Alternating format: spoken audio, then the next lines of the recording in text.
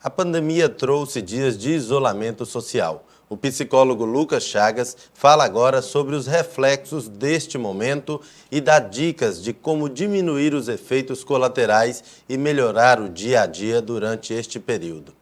Estamos vivendo um tempo único, né, das nossas vidas, algo que a gente não poderia jamais ter imaginado que passaríamos, né? Quando a gente volta ali nas literaturas de história, a gente vê falando sobre peste negra, outras pandemias, né, como a gripe espanhola, a gente jamais imaginaria estar dentro desse contexto. E é óbvio que essa situação que a gente está, que é o remédio para a gente não entrar em contato com esse sofrimento maior, que é da doença em si, a gente acaba tomando algumas medidas, que uma delas é o isolamento social.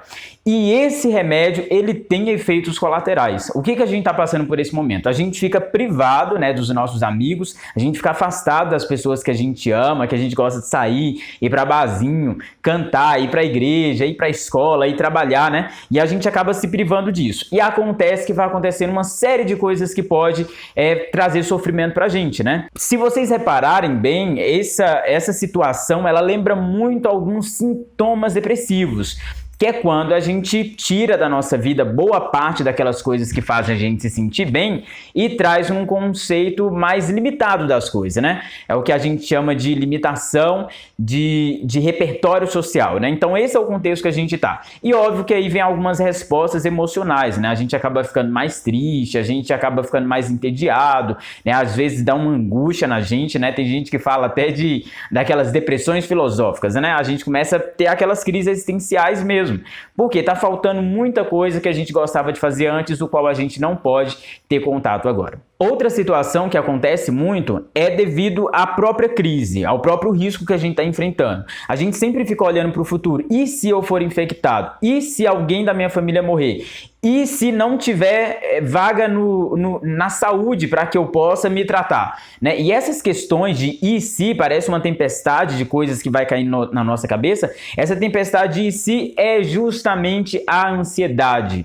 Né? E o problema dela é quando ela descarrilha, ela sai do caminho e a gente acaba sendo afogado, atropelado com toda essa ansiedade, porque a gente para de viver o momento atual da gente para a gente viver uma condição de si. Se a gente está lavando as mãos com frequência, se a gente está saindo de máscara, se a gente está passando álcool nas mãos, não há mais o que a gente se preocupar, porque todas as medidas que a gente pode fazer, nós estamos fazendo. E aí está o grande problema. A gente fica focado na tempestade do e se, e isso acaba bloqueando a vida presente da gente e trazendo um prejuízo muito grande. Então é importante a gente ficar atento a essa situação. Bom, existem algumas coisas que a gente pode fazer para a gente não cair aí no sofrimento, né, de uma crise depressiva, que uma delas é a gente estar organizando a rotina da gente. É importante a gente organizar a rotina da gente, né? Da mesma forma que a gente fazia quando a gente estava podendo sair de casa, né? É a hora de a gente pegar a agenda, de escrever o que a gente quer fazer de segunda a sexta, separando os horários ali de estudo ou de trabalho, o horário que a gente vai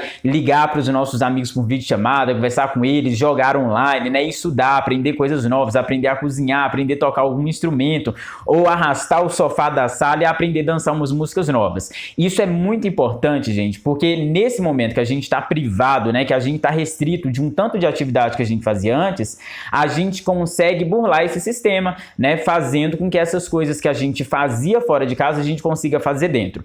E essa variação comportamental, ela é muito importante e ela ajuda, sim, a prevenir um quadro de depressão. Agora, para a ansiedade, né, a organização, a rotina também é um dos melhores remédios. Só que uma outra coisa que é importante é a gente não ficar focando nessa situação do e se, que é do futuro, né? A análise de comportamento chama a ansiedade de pré-aversivo. O que é aversivo? Aversivo é o caos, né? Aquilo que está por vir. Pré-aversivo é porque a gente fica vivendo uma situação que ainda não está presente, né? Então essas tempestades de se acontecer isso, e se acontecer aquilo, e se eu não conseguir pagar a conta e tal, isso acaba trazendo sofrimento pra gente. Então foca no momento presente, né? É interessante organizar a sua rotina, ver o que você pode estar fazendo e fazer, porque a ansiedade sinaliza isso pra gente, dá capacidade da gente fazer o que a gente pode fazer no presente pra gente não sofrer no futuro. E tem alguns aplicativos muito legais aí, né, no celular, que um deles é de meditação. Eles ajudam em que nisso? Eles ajudam a gente treinar o foco da atenção da gente. Então a gente vai tirando o foco nessa situação do futuro e trazendo para o presente e vendo o que é possível a gente fazer.